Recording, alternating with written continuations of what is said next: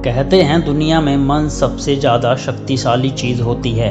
अगर किसी चीज़ को तुम पूरे मन से चाहो तो तुम उसे हासिल कर सकते हो। यह मैं नहीं कहता, यह सभी महापुरुषों का कहना है। लेकिन अगर यह सत्य है, यह सच है, तो जो हम अपने मन से चाहते हैं वह हमें हासिल क्यों नहीं होता। कोई भी इंसान अपने मन में दुख तो नहीं चाहेगा, लेकिन वह रहता है दुखी ही।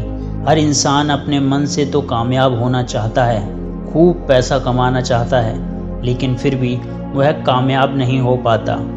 भला ऐसा दुनिया में कौन इंसान होगा जो अपने मन में यह चाहेगा कि मैं नाकामयाब रहूं? क्या मैं पैसा ना कमाऊं? सोचने की बात है। इसमें दो चीज़ें निकलकर सामने आती हैं। या तो वह महापुरुष गलत थे जिन्होंने यह बात बोली कि मन से चाही हुई चीज़ हासिल हो जाती है, या फिर हम गलत हैं। आज की कहानी जो मैं आपको सुनाने वाला हूँ उसमें आपको एक ऐसा मंत्र मिलेगा जिसे समझने के बाद आपको एक ऐसा मंत्र पता चलेगा जिससे आप यह समझ पाएंगे कि अपने मन से कोई भी चीज़ कैसे करवाई जाती है। मन में किसी भी बात का बीज कैसे बोया जाता है, इस कहानी से आपको अच्छी तरह से समझ आ जाएगा और इससे आप यह भी समझ पाएंगे कि आकर्षण का नियम यानी लॉ ऑफ अट्रैक्शन कैसे काम करता है। कहानी छोटी सी है लेकिन बहुत ही गहरी है। इससे पहले कि आप इस कहानी में खो जाएं, उससे पहले आप इस चैनल को सब्सक्राइब ज़रूर करें। तो चलिए कहानी की शुरुआत करते हैं। एक बार की बात है, एक आदमी के जीवन में सिर्फ दुख ही दुख थे। वह जो भी काम करता उस बेचारे का वह काम पूरा ही नहीं होता। घर में आता तो घर में कलेश बना रहता। किसी से कोई मदद मांगता तो कोई उसकी मदद नहीं करता। ऐसा लगता था चारों ओर से दुखों का पहाड़ उसी पर टूट पड़ा है। उसे समझ नहीं आ रहा था कि मैं इन दुखों के पार कैसे पाऊं। वह दिन रात यही सोचता रहता कि दुखों से छुटकारा कैसे पाना है। इसी कारण से रात में सो भी नहीं पाता। उसकी आंखों के नीचे बड़े बड़े काले काले धब्बे बन गए थे, जो इस बात का प्रतीक थे कि वह आदमी कितना दुखी है और कितना चिंतित है। कभी कभी तो उसके मन में आत्महत्या करने के भी ख्याल आते थे, लेकिन अपने परिवार की चिंता करके वह यह कदम उठा नहीं पाता था। वह इतना दुखी हो गया था कि उसने निर्णय किया कि वह इन दुखों से छुटकारा पाकर ही रहेगा। इसके लिए चाहे उसे कितनी भी मेहनत करनी पड़े, कितने भी अंगारों पर क्यों न चलना पड़े, लेकिन दुखों से छुटकारा हासिल करके रहेगा। ऐसा ही एक दिन उसने अपने मित्र से पूछा कि क्या मैं अपने जीवन को कैसे सुधारूं। उसके मित्र ने उसे बताया कि तुम किसी बाबा के पास जाओ। बाबाओं के पास ऐसा मंत्र होता है जिससे सारे दुख मिट जाते हैं, जीवन खुशियों से भर जाता है और धन संपदा भी हासिल हो जाती है। तुम किसी ऐसे बाबा को ढूंढो, बस तुम्हारा काम बन जाएगा। इस आदमी के मन में यह बात पूरे तरीके से बैठ गई थी कि कोई बाबा ही मेरा दुख दूर कर सकता है, और इसीलिए उसे किसी भी बाबा के बारे में पता चलता वह उस बाबा के पास पहुंच जाता, उस बाबा को अपनी समस्या बताता और उससे उसका समाधान पूछता और कहता कि बाबा, मैं कुछ भी करने के लिए तैयार हूँ, लेकिन मेरी इन समस्याओं से मुझे छुटकारा दिला दो। आप जो कहेंगे मैं वह करूँगा, लेकिन मेरे जीवन को सुधार दीजिए। बाबा उसे कुछ टोटके बता देते हैं करने के लिए और बदले में दान दक्षिणा भी ले लेते हैं। यह टोटका करने के बाद तुम्हारे घर में सुख शांति बनी रहेगी, बस स्टार्ट की पूरी विधि के साथ करो।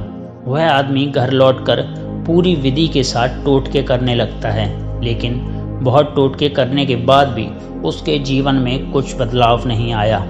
इसके विपरीत उसका जीवन और ज़्यादा दुखी हो गया। जो भी बाबा उसे टोटका देता वह बदले में उसे दान दक्षिणा भी अच्छा लेता था, जिससे उसका धन भी धीरे धीरे खत्म हो रहा था। इससे उसके जीवन में दुख और ज़्यादा बढ़ गया। तब उसे लगा कि बाबाओं के पास जाने से मेरे जीवन में दुख कम होने की बजाय बढ़ते ही जा रहे हैं। तो मुझे क्या करना चाहिए? बाबाओं के पास जाऊं या ना जाऊं? फिर एक दिन एक आदमी ने उसे बताया कि तुम अपने घर में किसी पंडित को बुलाकर हवन करवा लो। हवन होगा, खर्च हो जाएगा, कोई भी बुरी ऊर्जा होगी घर में तो वह घर से बाहर चली जाएगी। किसी पंडित को बुलाकर पूरी विधि विधान से मंत्र उच्चारण करवा लो, हवन करवा लो, जिससे घर में सुख शांति आ जाएगी। उस आदमी के मन में यह बात बैठ गई और उसने एक पंडित को अपने घर बुलाकर हवन करवा लिया। हवन अच्छी तरह से संपन्न हुआ। बदले में पंडित ने भी अच्छी दान दक्षिणा ली और उसके बाद वहाँ से विदा हो गया। लेकिन कुछ दिनों के बाद उस आदमी को महसूस हुआ कि उसके जीवन में अब भी कोई बदलाव नहीं आया। अब वह आदमी पूरी तरह से दुखी हो गया और ज़्यादा परेशान हो गया। अब तो उसे लगने लगा था कि मेरे जीवन में दुख कभी खत्म नहीं होंगे, और यही सोच सोचकर उसका बुरा हाल हो गया। फिर एक दिन उसे अपने मित्र से एक ऐसे बाबा के बारे में पता चला जो समाधान बताने के लिए कोई दान दक्षिणा नहीं लेते। उस आदमी को लगा यह बाबा दूसरे बाबाओं की तरह नहीं है, क्योंकि यह दान दक्षिणा तो लेते ही नहीं, और अगर दान दक्षिणा नहीं लेते तो यह सच में कोई सिद्ध बाबा होंगे। यही सोचकर वह उस बाबा के पास पहुंचा। जब वह आदमी वहां पर पहुंचा तो वह बाबा ध्यान में बैठे होते हैं। यह देखकर वह आदमी वहीं पर चुपचाप बैठकर बाबा के ध्यान से बाहर आने का इंतजार करने लगता है। थोड़ी देर बाद बाबा ने आंखें खोली तो सामने एक दुखी और परेशान युवक को बैठे देख उसकी आंखों के नीचे काले घेरे देखते ही वह समझ गई कि यह आदमी अपने जीवन से कितना परेशान है। उसे संबोधित करते हुए बाबा ने पूछा कि बच्चा, क्या चाहते हो? बाबा के पास क्या लेने आए हो?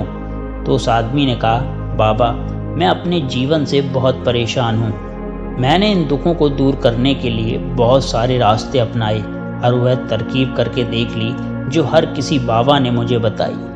हर वह काम किया जो किसी भी इंसान ने मुझसे करने को कहा, लेकिन मेरे जीवन में दुखों में कोई कमी नहीं आई।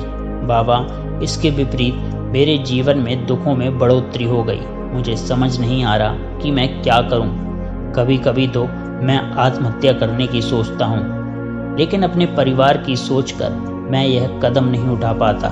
मैंने आपके बारे में बहुत सुना है बाबा, और मैं इस उम्मीद के साथ आपके पास आया हूँ। कृपया मुझे कोई ऐसा मार्ग बताएं जिससे मुझे अपने दुखों से छुटकारा मिल जाए। मैं अपने दुखों से छुटकारा पाने के लिए कुछ भी करने के लिए तैयार हूँ। आप मुझे कोई भी रास्ता बताएं, चाहे वह रास्ता कितना भी कठिन क्यों ना हो, मैं उसे पार करके रहूँगा बाबा। बाबा ने महसूस किया कि आदमी तो सच में बहुत परेशान है। बाबा ने उसकी बात सुनकर कहा, बच्चा, दुख दूर करने के लिए मंत्र ऐसे नहीं मिलते। मंत्र पाने के लिए कुछ करना पड़ता है। तुम कुछ कर सकते हो।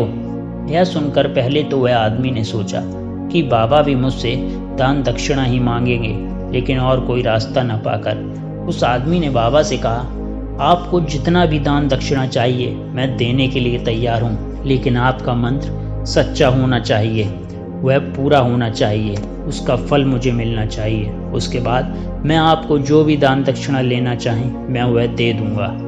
बाबा ने कहा कि दान दक्षिणा तो बहुत छोटी सी चीज़ है, मुझे वह नहीं चाहिए। इस पर वह आदमी सोच करके बोला, तो बाबा, मैं अंगारों पर भी चलने के लिए तैयार हूँ, आप मुझे बस आज्ञा दीजिए। बाबा ने कहा कि अंगारों पर चलने वाली छोटी सी चीज़ मैं तुमसे नहीं करवाने वाला। मैं जो तुमसे करवाने वाला हूँ वह बहुत कठिन मंत्र है, उसे पूरा कर पाओगे? उसने कहा कि बाबा, आप मुझे बताइए तो सही, मुझे करना क्या है, मैं कुछ भी करने को तैयार हूँ। इस पर बाबा ने उससे कहा, यहाँ से जब तुम अपने घर जाओ तो रास्ते में मन में यह दोहराना कि मैं सुखी हूँ, मैं सुखी हूँ, मैं सुखी हूँ। बार बार अपने मन में यही दोहराना, और याद रहे जुबान पर यह नहीं आना चाहिए, यह सिर्फ मन में दोहराना है। यह सुनकर वह आदमी बोला, बाबा, बस इतनी सी बात, यह तो मैं चुटकी बजाकर कर लूँगा, लेकिन होगा क्या? बाबा बोले, इस मंत्र को कर कर देखो। वैसे भी तुमने इतने बाबाओं के मंत्र कर रखे हैं, तो इस मंत्र को भी कर कर देख लो। उस आदमी ने सोचा कि बाबा को दान दक्षिणा तो ले नहीं रहे और छोटा सा मंत्र है, इसे तो मैं कर ही लूँगा। वह बोला, ठीक है बाबा, मैं यह मंत्र ज़रूर करूँगा।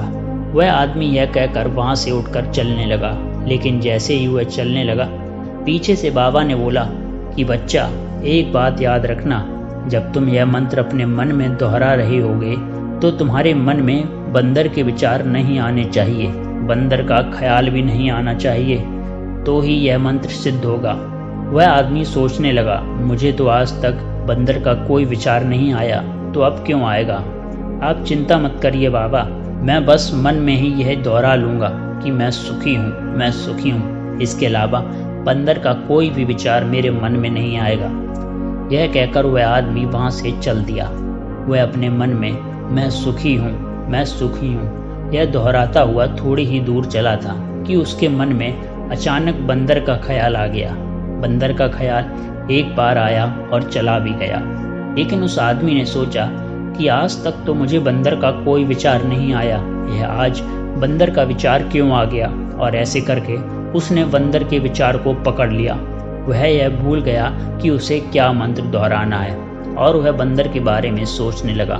जब थोड़ी देर बाद उसे फिर से होश आया तो वह फिर से अपना वही मंत्र दोहराने लगा जो बाबा ने उसे बताया था, मैं सुखी हूँ, मैं सुखी हूँ। लेकिन अचानक से उसे सामने एक बंदर दिखाई दिया और यह देखकर उसके मन में फिर से बंदर का विचार उठ गया और वह अपने अंदर से इस विचार को अपने मन से बाहर फेंकना चाहता था।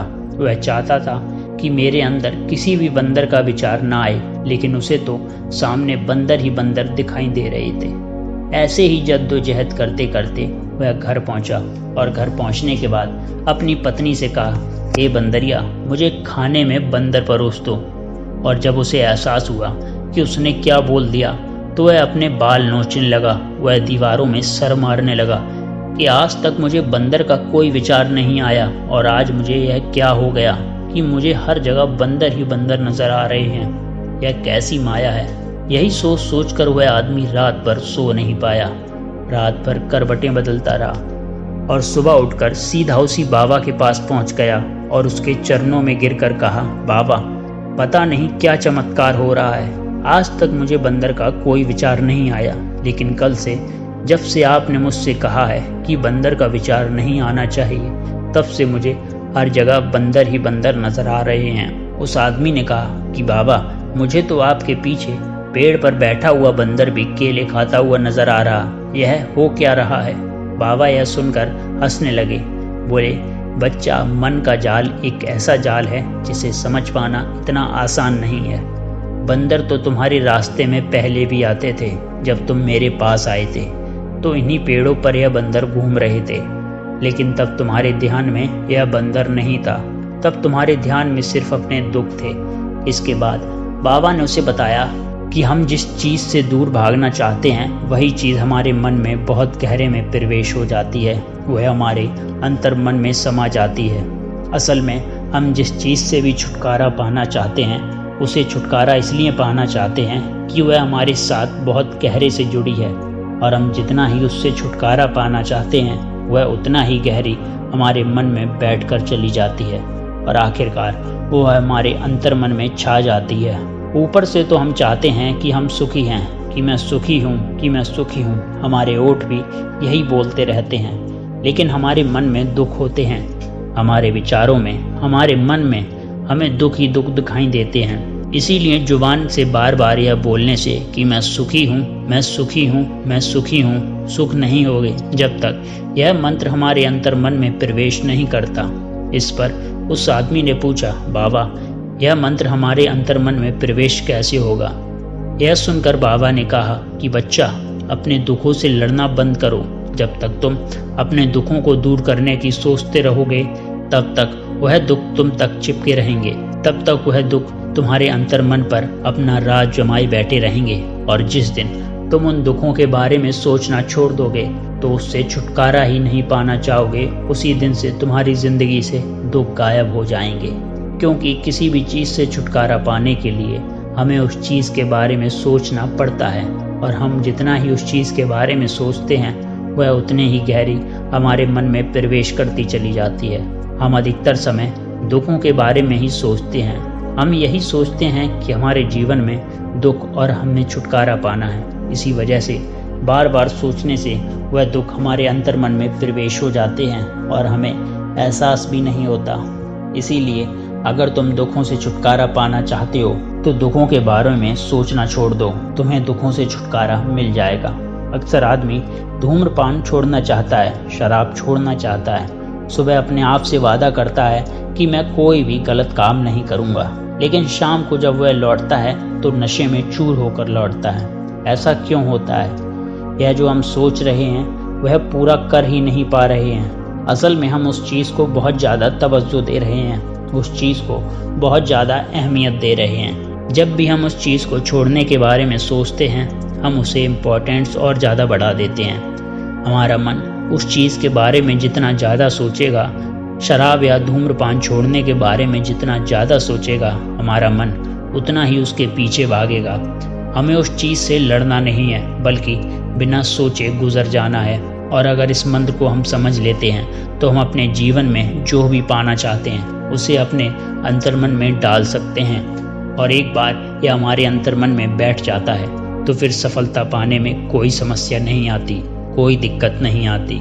तो दोस्तों, आपको हमारी ये कहानी कैसी लगी हमें कमेंट बॉक्स में ज़रूर बताएं। साथ ही इसे अपने दोस्तों के साथ शेयर करें और इस वीडियो को लाइक ज़रूर करें और हमारे चैनल को सब्सक्राइब करना ना भूलें। साथ ही और ऐसी मज़ेदार वीडियो के लिए उस बेल नोटिफिकेशन को ज़रूर दबाएं।